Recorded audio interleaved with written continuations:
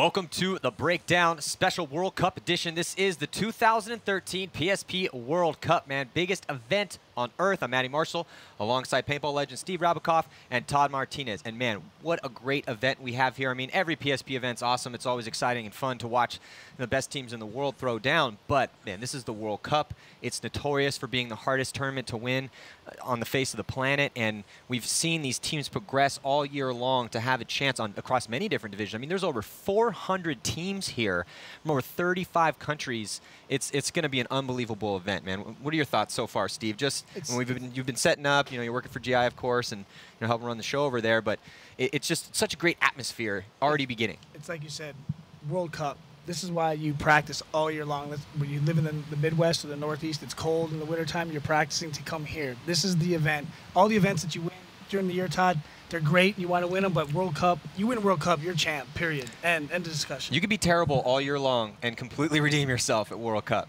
Yeah, and there's so many people here. We talked about the massive amount of teams that have showed up from all over the world. We've been setting up the Raza booth all morning. Teams have already stopped by from Brazil.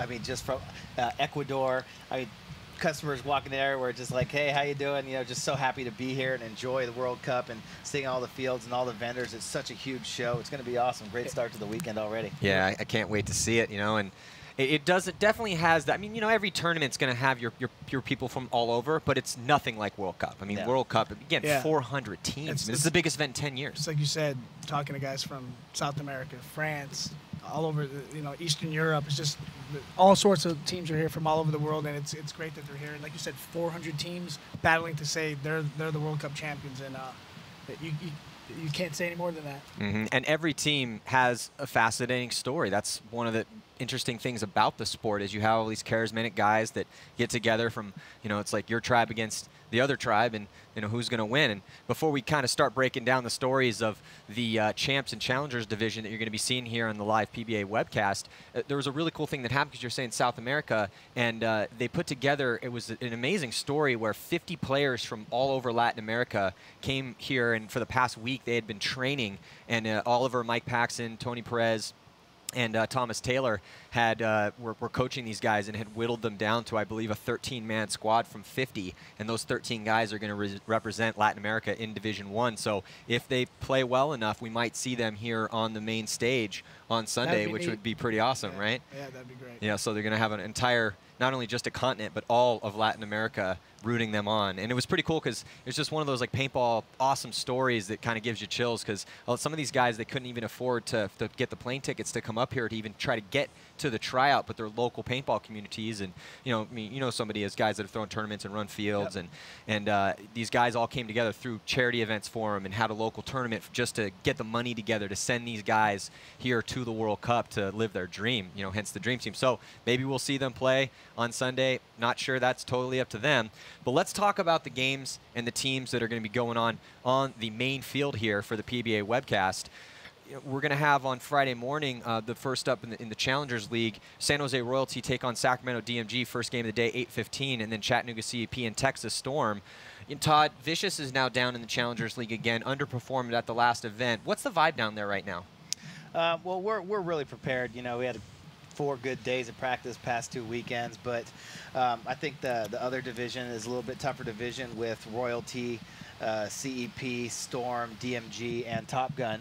I'm saying that also because the Tauntauns didn't show up, weren't able to make it over. So everybody in Vicious's bracket, which includes Excessive, the Jesters, and Seattle Thunder, we all get a bye. So I believe the other bracket's going to be a little bit tougher, but I believe that the Challengers division has gotten tougher and tougher event by event. So, I mean, you have to go out there and you have to play your A game just like you're in the Champions division trying to win one of those tournaments just to be successful. Yeah, and you've already done that this year with Vicious, fight out of the Challengers division. In case you're just tuning in and not really sure about how that works, we have there's 2 separate professional divisions. You have the Champions division with 10 teams in it, and then you have the Challengers division with 10 teams as well. And those 2 brackets have their own tournament, and the top 2 teams from the Challengers division that perform here at the World Cup will then move into the Champions Division for 2014, and the bottom 2 teams from the Champions Division will get relegated down, and that happens every event, which makes it really exciting to watch, Steve. And they've been going up and down. Like you said, you guys came up it went back down. I thought you went down a little bit faster than I think you expected and we expected. So, but and that's what's going to happen in the champions and the challengers. The teams are going to be fighting back and forth. They go up and down, and I think. And look at here, Royalty against DMG. How close were they this year getting into the champions? Well, Royalty's one of those interesting stories. You talk about paintball stories. You have the most legendary captain of any team ever in Shane Pastana, who has led multiple Los Angeles Ironman teams in 2 separate decades to world championships, both as a player and as a coach, on and off the field. And he just couldn't stay away from paintball. He's from Northern California, and he just so goes out and plays for fun a lot. And there's this local group of guys, Royalty, and he just really started believing in these kids and was working with them. And the past couple seasons, they worked their way up the ranks, and they almost beat Moscow Red Legion 2 events ago to get in. So they were just so close to making it into the Champions League. And they have some heavy hitters on that team. I hear Toke Hamill is playing very well for them. And I think on this particular snake layout, I think it's going to be pretty interesting to see guys like Toke. How well can they do? In fact, let's talk about the layout real quick. Steve, you had a chance to actually play on this layout last weekend with DC Devastation. And I played with them. And because I started to play because Shane at the last event said, hey, Rab, Get out there and play. You need to play because he's like, why aren't you playing? I said, I don't know. He's like, get out there and play. So I started playing because of him. He pushed me to do it. So I did get to play with them a little bit. And I'll tell you, that snake temple right there, getting to that snake temple is pretty easy. But going from snake temple to snake 1 or 2, if there's any players in the middle of the field there at all, which there's probably going to be. There'll be a lot of this field has options, guys. Like seriously. Like a lot of the fields that we've seen this year, you'll have the Dorito side, Todd, or the snake side that are happening. This field, if a team's not afraid to play the middle field, they're going to do a lot of damage here. And I can't wait to watch these games here. And I think this is going to be one of those fields. And Todd, maybe you guys practiced a lot with Vicious. I just think that this is going to be one of those potentially those chaotic counterpunch fields where you never know who's going to die, and which is going to open up a lot of options. And we're going to see a lot of really aggressive stuff happening out there. I don't know, what do you think? Well, kind of like what you said, Rab. If you look at the Riverside field was very cut and dry, in my opinion. You had to win those gun battles right in front of you. The shots were there on the guys running out wide. You either hit the shot or you didn't. And if you didn't, then you were in trouble big time quick. I feel like you're exactly right with this field, that there's so many more options on this field, so many more different things that you can do. It's going to be really hard still to make it out wide on this field, but that center is really nice. Once you get in the snake, it's pretty good. The Dorito side, I mean, there's big gaps on all those on both sides of the field. It's going to be tough to get out there, but if you can get out there, you can get control. But just having those 2 cans in the center, the way it's laid out with the pins, there's a ton of different options, tons of different crazy routes, and it's going to be exciting to watch these teams once we get into Sunday to see how it's going to play out. And you'll see as guys are playing, Snake 1. It's a great place to get to, but there's not many shots there. You can't do a lot of damage there. You want to get down that snake as fast as you can. The team that gets down that snake and is going to make it difficult for the other team, like Todd said. And again, I'm excited about the middle of this field because I think if some of the teams play this field aggressive, they're going to destroy people. Yeah, and I'm looking forward to seeing hyper-aggressive teams like Vicious when they want to be, like 187, like Chicago Aftershock, who's now playing in the Champions League, who has nothing to lose. Yep. Let's talk about Chicago Aftershock real quick. What do you guys think about Shock? World Cup. I mean, how many times have they come to the World Cup and surprised people? That's why I want to bring up Shock right now, is that Aftershock is the most historic World Cup team historically. Problem is they haven't won this event in over a decade, and have had some pretty good teams. They did take second place. Since the last time I was there. Yeah. And that was for 10-man. Yeah. It wasn't for X-Ball. Yeah. So Shock they had a second place finish here. They did get destroyed by Moscow Red Legion 7-0. Yeah. So that was 3 years ago, but they've rebuilt their team. They had built their team back up. It's the story of every team. Ironman are in a rebuilding again. You build it up, you lose guys, your guys retire, and then you got to start all over again. And you just, it's a cyclical thing. And right now, Shock, I believe, they're past that bottom point, and they're starting to get back up there because they have the same group of young, hungry guys, very aggressive. I think this layout could play in their, it could be a good layout for them. And they also picked up Chris Sosine from Los Angeles Infamous, not getting a lot of playing time on Infamous. He originally was from Aftershock, and he could be a big player for them, totally depending on how he plays. Actually asked Mikey Bruno, hey, how much playing time is Sos going to get? And he's like, depends on how many guys he shoots. Typical Bruno answer. But that's course that's going to dictate how much you play. But I think Chris They're Sosine, they sleeper. need a guy like that. Yeah, and they got Carl Markowski back, who's I think the fastest man in paintball, and he could be a real big factor for them on this layout. And they have Rob Velez and Davey Simmons and AJ Lawhead. I mean, they have some ballers. Caleb Abel. I mean, Shock really, this could be. I don't know if they have enough in them yet to win the event. It's possible. You never know, but that's totally up to them. But I really think that team with the talent that they have, is if they have that confidence that they can play with the best out here, could be a good event for them. Well, they definitely have a heck of a bracket because they're going to be taking on Damage, Infamous, Impact, X Factor, and X Factor. Welcome back to the Champions Division. And yeah, exactly. But hey, that's it's the biggest cliche in paintball ever. You got to beat the best to be the best. But it's going to be cool. Their first game is 2:15 Friday afternoon, and they're going to be playing Impact. I can't wait to see that game. One, I love watching Impact play. They're one of the most aggressive teams in paintball. In fact, you can see there's the schedule. So, go ahead and check out where your favorite teams are going to play. But you see there, 2:15, Chicago Aftershock taking on Edmonton Impact. Love watching Impact play. Love watching Chicago Aftershock play. That could be a really bloody game.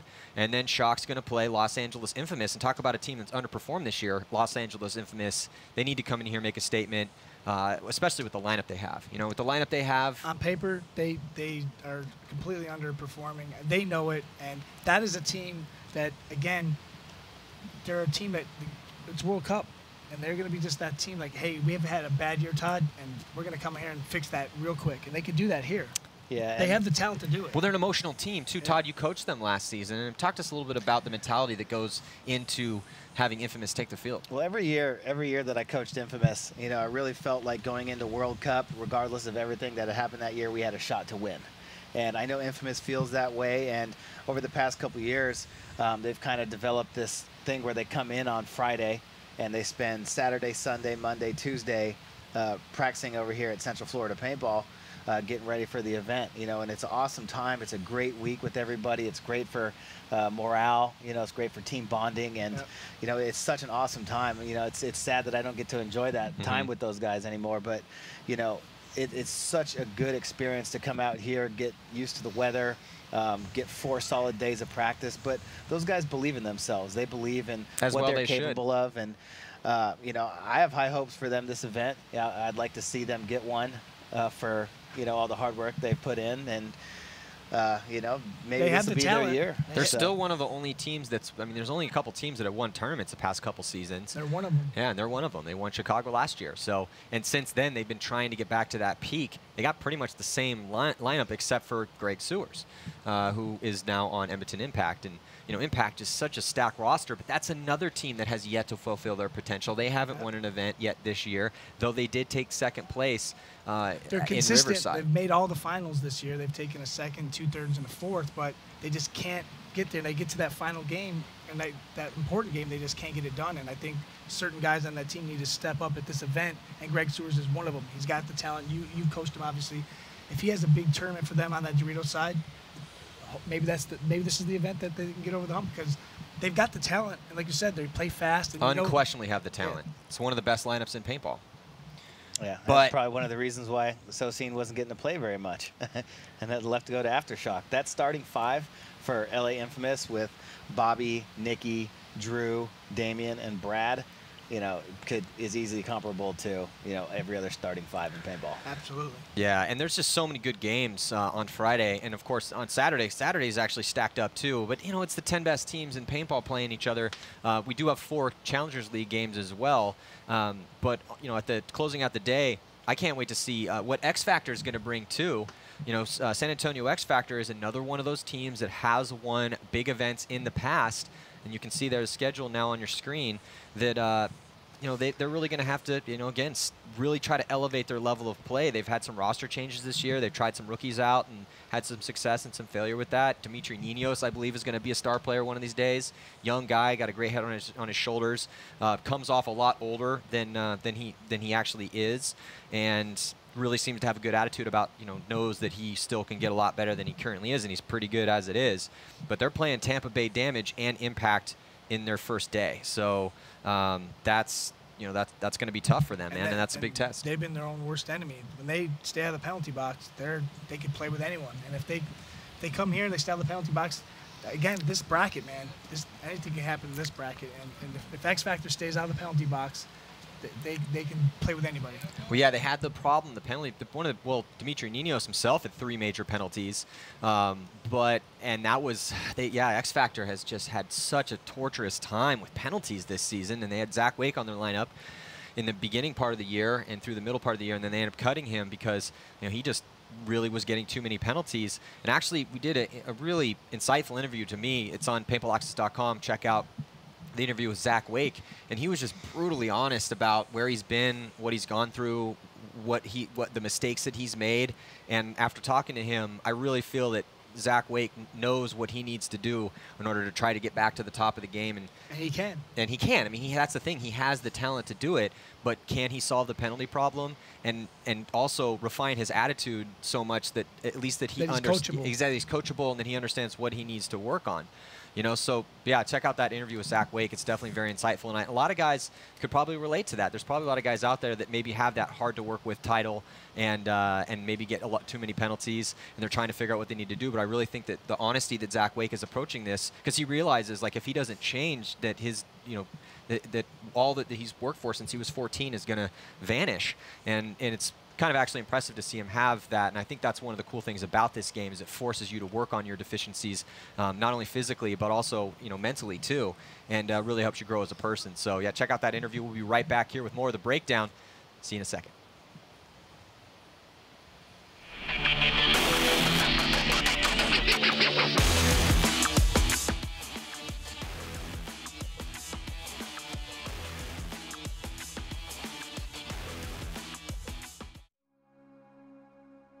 No one can tell what lives inside you.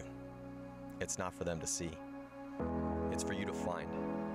And that knowledge comes slow and painful, and it comes through heartache and struggle. It comes through getting whooped long enough and hard enough until you realize that you can't be broken by somebody else. Failure and success have the same origin. They come from within.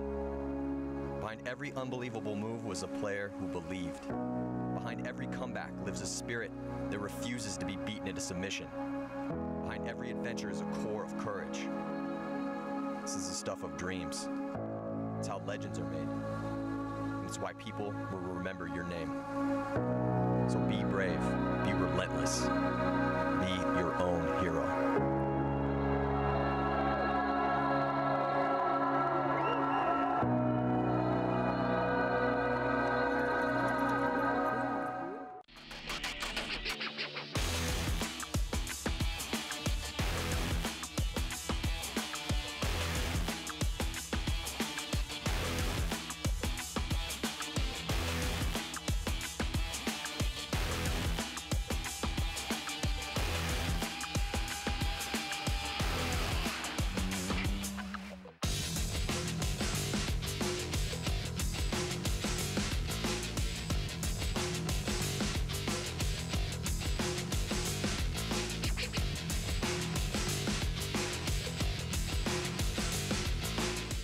There are massive opportunities, both with the sport of paintball and for your business, if we are successful in taking our sport to another level. Unite with Paintball Access in our quest to elevate paintball and broadcast it to the world.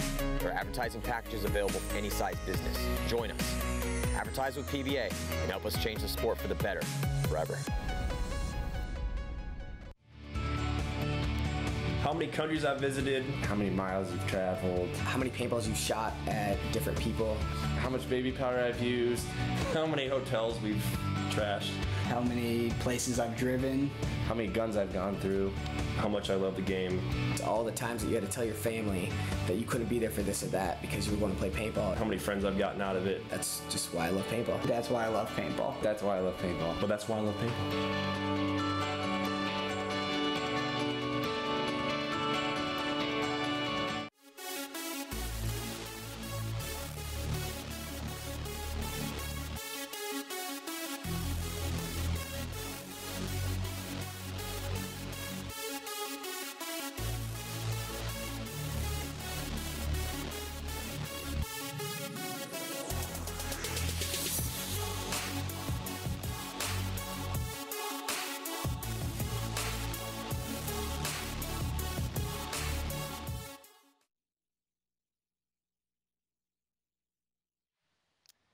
back to the breakdown.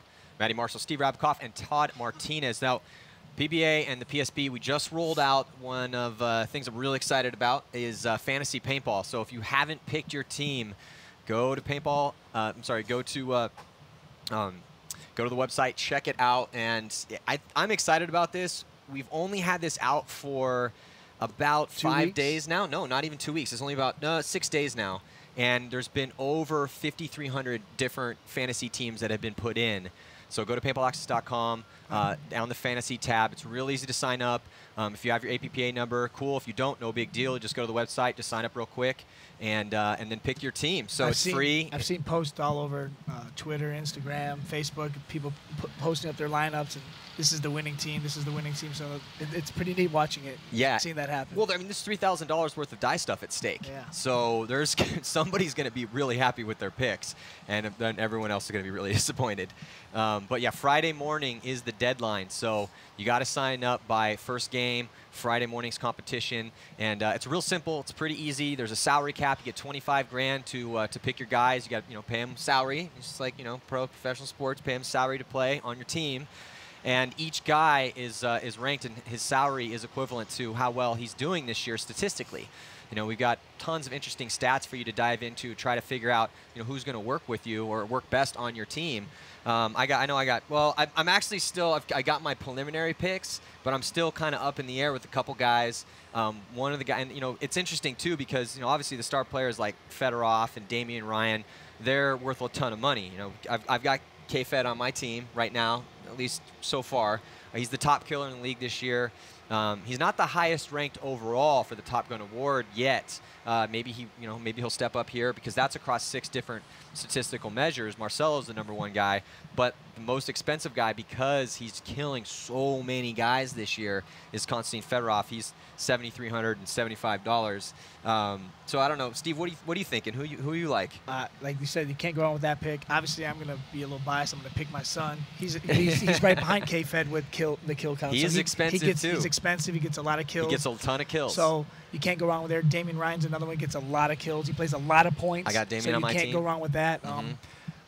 Dave Baines, Tim Montressor. If you look at the stats, they're out there shooting guys too. So you got to build your roster, Todd. I think with a little bit of variety. You can't just you want your killers, but you got to get your guys that are going to get out there and do some damage. I agree, in the back. but there's a couple different ways to look at this. I see some guys loading up with a lot of guys from the same team on their particular fantasy team. Have a lot of dynasty guys or a lot of impact guys, a lot of heat guys, hoping that team, because your players' points only count as long as they're progressing in the tournament. So you need to have at least a couple guys on your team that you think are actually going to make it on to Sunday, which obviously Damage, Heat, Dynasty, and Impact are the teams that are most consistently getting to Sunday, but Dynasty didn't make it at the last event. They took 5th.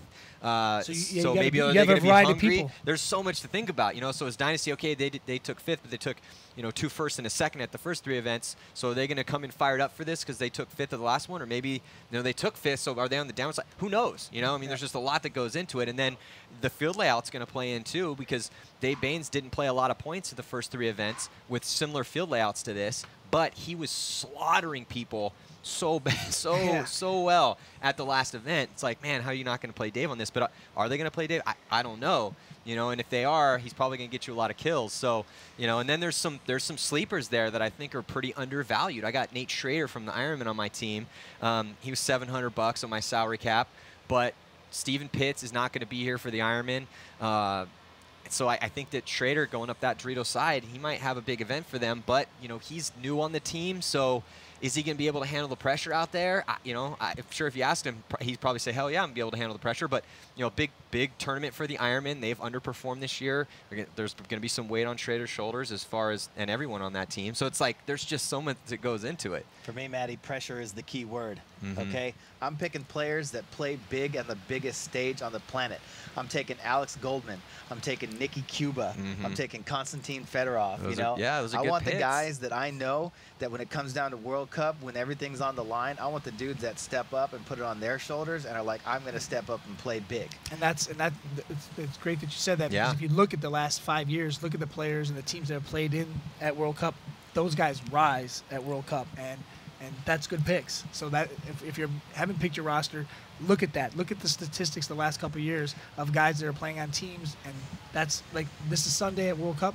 Those guys are here. That's the ones you want to try to pick. I agree too. It's like, and you know, I want to kind of pick Dimitri Ninos because I think he's done well and he could do well on this snake side, but. I think, or he had texted me that he broke his hand. His wrist. He broke his wrist, but he's still playing. He's taping it up. So how much is that going to affect him? He says he's good to go. Yeah, it's painful, but he can play through it. But he's, you know, he's pretty cheap. If he does that, then he's under amazing, $3 grand. I just played and I have 2 wrists, and I was struggling out there. So yeah, you know. So, I got off my wheelchair. Are you going to play some points for DC Devastation? I'm gonna suit up, and if I can get a couple, then sure, why not? I'm going to try to get some 10-man going here, some UWL. Yeah. I brought my gear bag to play some paintball. I want to play. No matter what. I'm excited to play some paintball. Well, that's the cool thing about the World Cup, man, is that we got 10-man here. There's the UWL Championship as well, so which is, in case you're not familiar with the UWL, it's the Ultimate Woods Ball League run by Tom Cole. Some of the funnest paintball I've ever played. I'm not just saying that. It's a very fun format. And they've got some woods out here on the outskirts that they're going to be playing on. That's going to be cool. And then, you know, 10-man. I mean, God, how fun is 10-man paintball? If you want to play paintball at World Cup, there's a variety. If you don't want to play out here, go play in the woods. If you don't want to play in the woods, there's just a lot of going on. You're gonna suit up? I think I'm going to hang up here in the shade, talk about paintball. Best seat in the house, talking about everyone, how they're doing. Yeah, there's also the JT First Shot. So if you brought kids to the event, you know, sign them up for that, which I think the JT First Shot's a great thing for the next generation of players. It gets people in at a young age. I mean, I would have loved to have that when I was a kid. It's been awesome. You know, we carried that stuff in our stores. I got 3 stores in San Diego. Just having little kids come in that are kind of scared of the bigger guns right away. You know, the 8-, 9-year-old kids. You get them those Splatmaster guns, and they love it. It's awesome. Yeah. It's good. Yeah, and that's what we need. We need more kids playing, grow the sport bigger. So next year we can get to 500 teams. Yeah. That would be crazy. Yeah, I mean, it was very impressive. You know, the PSP was, you know, doing tons of teams at every event, so we were wondering, like, are we going to get to 400 teams? And you know, I think that it's going to eclipse 400 teams for the first time in a long time. So I couldn't be more excited about this event. And you know, we still have a little bit of time here on the breakdown, but who do you guys think is going to win this thing? Man, I know it's tough. And look at Dynasty. They came out 2 wins. Well, I don't want to interrupt you, but let's break it down this way. Out of the top 4 teams, Impact, Dynasty, Heat, and Damage, who do you think is the most prepared to win this event? And then we'll break down everybody else. Honestly, all 4 of those teams, they're all prepared. Like Todd said, they've been here for 10 days now. These teams like Houston Heat. Heat and Impact practiced each other. Yeah, they practiced. Or Houston, I mean. Yeah, and then you had Impact was here 2 weeks ago playing Damage. And then, so they're all ramped up for this. And of those 4 teams, honestly, any one of those 4 teams can win this event. Yeah, it's so tough to really pick one out of those 4. I mean, yeah, you could edge to Heat because Heat's won, you know, 4 of the 9 events that they've ever played in, which is pretty crazy. And also, you know, it looks like Art Chaos is going to be trying to get into the PSP next year. So, you know, they may lose the Russian players. So this might be the last event that we see those guys playing on Heat. We don't know their mentality, how they're feeling about each other. Exactly. So we'll all find out, obviously. And if a team can win this event, it's obviously Houston Heat. They can definitely win this event. They have the talent and they have the experience on Sunday, and they know what to do to get it done. We have that finals factor, too, you know, for Konstantin Fedorov. And Mishka's got to be on there, too. Actually, no, because he wasn't on the Phillies team. But if Fedorov, we said last year he had played in all 8 of the finals at World Cup. I think it was Fedorov. Fedorov, yeah. It was Fedorov. No, he missed a year. He missed one year. When Justin was on the Russians. That's that 1 year. insane. He was on, but he's been in insane. 7. Yeah. So 7 Dave World Baines. Cup finals. Talk about guys that know how to win, you know, guys know how to get it done in the big time. Yeah, those. Oh man, Sunday afternoon. I'm already getting this chill. That's gonna be and amazing. like you said, Dynasty, man. 2 first place, a second. Tampa Bay Damage, 2 seconds and a first, and then they had a 5th. So each team has faltered during the season, and it's to be expected in this bracket. But now, man, and then throwing these sleepers, these X Factor, when they stay on the penalty box, they could be LA Infamous. Like Todd said, hey, they're maybe the Ironman. Up to 187 crew. I can't wait to watch those guys play back up here and see what they do. Dirter just came out with an awesome documentary about 187's year, and I watched it, and I was just entranced the whole time because what a crazy story. I mean, you got these guys from basically nowhere. I mean, they're from Upton, Massachusetts. How many people can point out Upton on a map? Probably not a lot of people. I know I couldn't until I had to figure out where that actually was at.